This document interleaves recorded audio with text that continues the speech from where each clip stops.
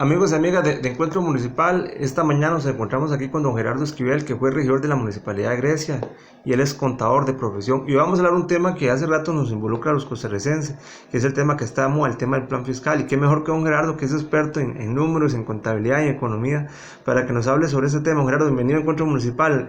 Muchas gracias por la entrevista. Bueno, quisiera empezar a hablar de este tema empezando con el tema de la canasta básica, o sea, qué tantas repercusiones eventualmente puede traer a los costarricenses, especialmente a los más necesitados, el tema de la canasta básica en caso que este plan apruebe. Si como están haciendo ciertas modificaciones, de acuerdo a sus estudios, en qué esto puede variar negativo o positivamente, don Gerardo. Muy buenos días, don José Luis. Muy buenos días para todos los ciudadanos que escuchan y leen estas entrevistas y estas opiniones que su medio distribuye a la sociedad. Lo felicito porque tiene un nombre muy sugestivo. Yo creo que ese nombre, José Luis, más bien debería sacarle usted más provecho, hacerlo, agrandarlo, porque verdaderamente Encuentro Municipal quiere decir un lugar donde lleguen las ideas, donde lleguen los proyectos, donde lleguen las opiniones y por supuesto donde llegue la denuncia, porque hay cosas que son necesarias en la sociedad y son necesarias en los gobiernos locales y en el gobierno nacional. Hay que darle mucha importancia a los medios de comunicación porque son el enlace entre la ciudadanía con las altas autoridades, con las empresas y con los funcionarios de diversas instituciones que están cerca de nosotros para el buen vivir y el día a día.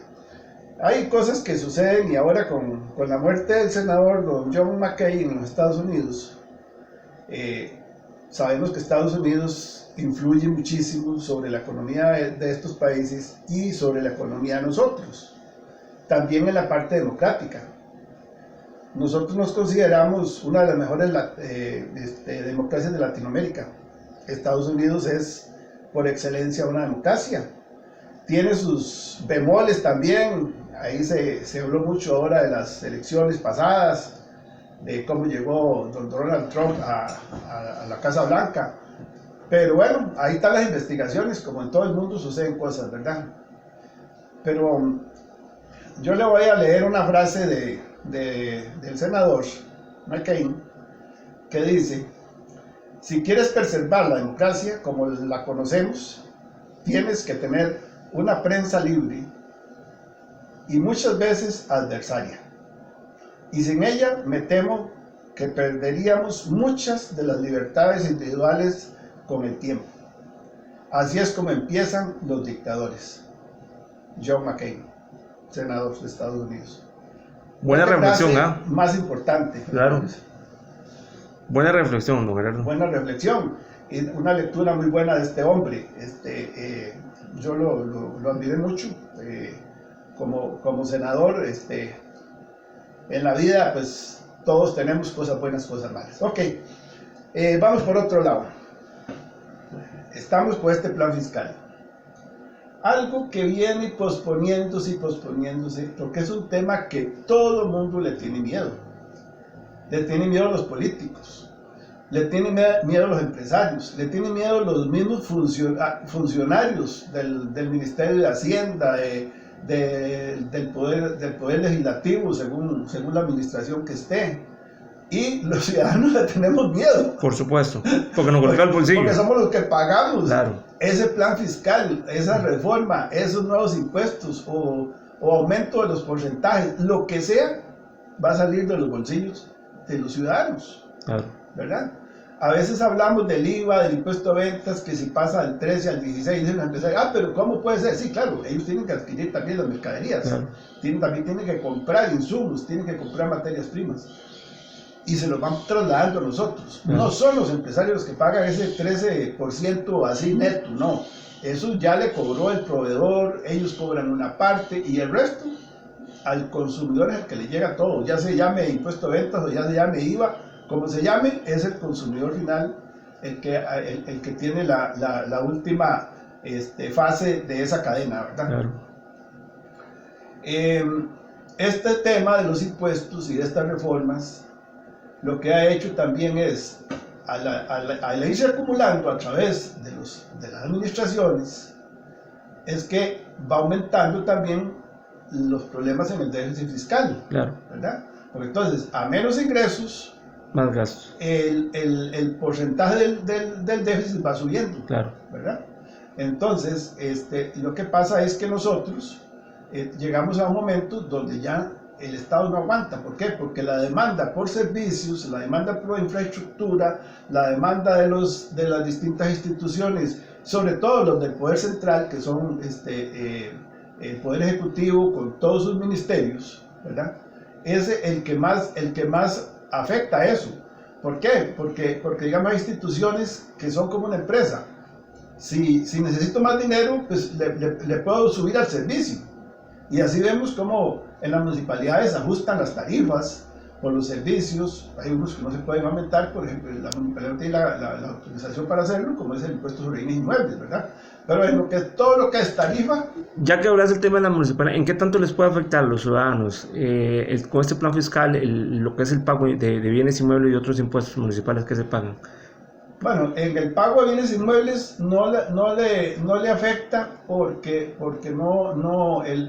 el impuesto sobre bienes inmuebles es nacional, o sea, es el mismo porcentaje para todo el país. Okay. Entonces, si el sistema municipal nacional quiere aumentarlo, tiene que recurrir con un proyecto de ley a la Asamblea Legislativa y decir, bueno, ahora estamos pagando el 2.5, vamos a subirlo al 3. Okay. Eso necesita ya toda una situación con los gobiernos locales de todo el país. Ok, estamos claros en eso, Gerardo, pero también hay otros impuestos como el impuesto a la basura, que ya eso no repercute a nivel nacional, sino ya a nivel de gobierno local, o otros impuestos que también se pagan, impuesto de patente, por ejemplo, si uno se tiene un negocio en determinado cantón, eso también puede repercutir o no repercute en nada. Bueno, sí puede repercutir en el sentido de que digamos, en cierto modo, los productos van al aumentar de precio, van a subir en general. Entonces, las patentes se calculan sobre las ventas netas. Digamos, ahí no entrarían los impuestos. Digamos, si sube del 13% al 16%, un ejemplo, eso no está sucediendo, pero claro. Un ejemplo. Eso no va a afectar la patente porque ese 3%, porque las patentes se calculan sobre las ventas netas, ¿verdad? De las empresas o de los comerciantes. Entonces no afectaría si es el 13 o el 16 o se llame IVA o se llame, no, porque va a ser sobre las ventas netas. Pero a los gobiernos locales sí les afecta. ¿Por qué? Porque dice, bueno, algunas cosas van a quedar exentas, ahora van a ser muy pocas, ¿verdad? Hay que ver las exoneraciones que le vayan a quedar a las instituciones del Estado, que las municipalidades pues, son instituciones, las mismas. Okay. Pero si no, también van a pagar ese IVA, van a pagar sobre la canasta básica, van a pagar sobre todo, porque las municipalidades en sí también van a consumir, ¿verdad? Van a ser un consumidor más. Ok, entonces para quedar claro, lo que es el impuesto de bienes inmuebles no afecta, pero el impuesto de patentes eventualmente puede afectar. Puede afectar en una parte. Sí. Y lo que es el pago de basura y pago de agua, bueno, para los que pagan agua a nivel de producto municipal, ¿eso también influye o no? ¿O solo sería el impuesto de patente, nada más? Yo pienso que sería el de las patentes. Nada más. Sí, nada más, yo pienso que sí, porque los demás servicios, como le digo, podría afectar en la manera que consuman productos de esa canasta, ¿verdad? Ahora, los otros ya están muchos de los otros productos ya están grabados. Entonces, la diferencia ahí entre un sistema y otro no puede ser muy grande. No va a afectar tanto. Eso afecta en el momento que se aumenten las ventas netas, ¿verdad? Entonces, ahí sí le va a afectar la patente al empresario, no al consumidor, porque el consumidor, digamos, es el que consume, pero al comprar, entonces un poquito más o un poquito menos le va a afectar al comerciante, que es el que va a hacer la declaración de patente. Okay. Y el otro tema, el tema de la canasta básica, ¿en qué tanto les puede repercutir a los costarricenses con este tema del plan fiscal? Especialmente a los más necesitados, de acuerdo a lo que usted ya ha analizado y estudiado. Bueno, sí lo afecta, ya sea el 1, el 2% o cualquiera que hubiera sido, porque ahí se ha manejado eso. Sí lo afecta. ¿Por qué? Ayer estaba viendo ahí una nota que sacó no sé, alguno de los medios, donde hacía unas comparaciones entre la compra, digamos, de un diario, como decimos los ticos, ¿verdad? Entonces decía, bueno, si compro tantos productos, tanta carne, tanto esto, tanto lo otro, que ahora es exento, ¿verdad? Hasta el momento es exento. Entonces, ¿cuánto me va a aumentar al final en un promedio de compra, digamos, de entre 20 a 30 mil colones? Entonces, ese 1%. Es decir, si lo sacamos el 1% de 30 mil colones, van a ser 300 colones. Usted dice, bueno, ¿300 colones qué? Pero es que son 300 colones esta semana, 300 colones la otra. Y ahora, o sea, al mes ya son 1.200 colones. Sí, entonces, sí, exactamente. Aparte de eso, también va a afectar a las sodas, a los restaurantes, a todos los demás. ¿Por qué? Porque igual ellos van a tener que pagar ese 1%. Y todo eso se lo van a ir trasladando al consumidor. Entonces, no solamente los 300 colones que le pagué en el mini super o en la cadena tal de supermercados, sino también, si ya voy a la soda, el de la soda tuvo que hacer eso también, y él no compró 20 mil colones, tuvo que comprar 200 mil colones. Entonces todo eso se lo va a ir trasladando en la carne, en el pollo, en todos los insumos que compró para producir un taco, para producir un casado, se lo va a ir trasladando al consumidor, que tiene que ir a comer ahí. ¿Por qué? Porque tal vez vive en San Luis, tal vez vive en cierto lugar, o tal vez vive por aquí cerca, pero no le da chance de ir a la casa a almorzar, entonces tiene que almorzar en uno de los negocios nuestros del casco central, ¿verdad? Entonces, eso es lo que sucede con esto, que es una cadena grande. Ahora, le voy a contar cuál es la posición del Ministerio de Hacienda y del gobierno en por qué lo propone, y que hoy oímos a doña Rocío y a doña Rodolfo Pisa y a todos defendiendo esa posición.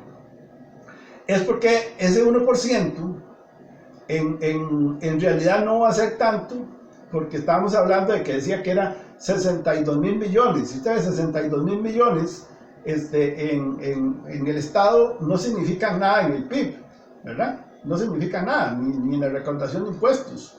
Eso más o eso menos, el Estado no va a arreglar nada.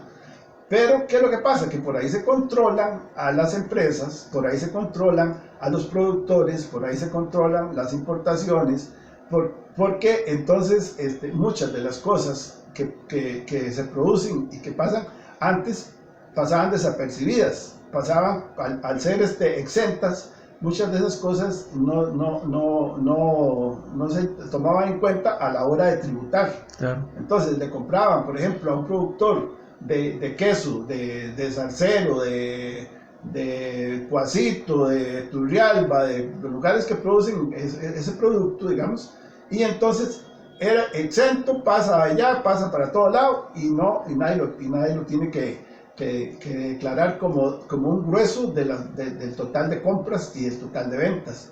Así somos los ticos, ¿verdad? Ahora va a tener un solo costo, parejo para todo el mundo, para todos los productos. Entonces ahora van a decir, bueno, Gerardo Esquivel produce tal cosa, produce chayotes, produce repollos, produce queso, produce tal y tal cosa, y ahí es donde entonces tributación va a saber si yo estoy declarando bien, si estoy declarando mal. Entonces por ahí es donde va a llegar. Y si hablamos de las grandes empresas, como hay aquí grandísimas empresas en ese aspecto de insumos de ese tipo, todavía mejor, ¿verdad? Claro. Muchas gracias, don Gerardo, por la explicación. No sé si quiere agregar algo más. Me interesa un asuntito de las patentes. Ajá, claro. ¿Verdad? Las municipalidades también tienen un problemita en este momento, que como le decía antes, fuera de cámaras, las municipalidades y el gobierno central tienen el mismo problema de recaudación de impuestos. El Ministerio de Hacienda tiene miles de millones. Por morosidad, ¿se refiere usted? En morosidad, y la morosidad se cataloga cuando un impuesto yo no lo pago en determinado plazo, si es mensual, si es trimestral, anual. si es anual. De ahí empieza a pasarse a morosidad, cuando ya yo no cumplo en cierto plazo con ese impuesto, ¿verdad? O con esa patente. El Estado tiene millones de colones y no hacen nada.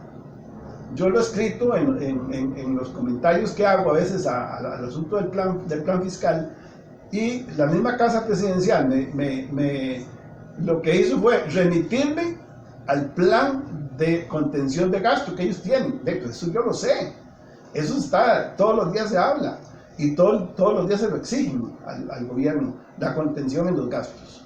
La otra parte es el mal cobro administrativo y el mal cobro judicial, ¿verdad? El Ministerio de Hacienda está omiso casi que en ese tema, ¿verdad? Usted no ve a nadie que le cierre negocios, se lo cierran porque fueron a comprarle un peine y no le dio factura a la muchacha que ocupaba un peine. Claro. Ahí sí le han cerrado negocios a Grecia. Claro. Pero eso no. La otra parte es, volviendo al tema municipal, es que la municipalidad actúa igual. La morosidad en Grecia, que es le puedo hablar de otros del país porque eso es público, eso lo puede ver cualquiera.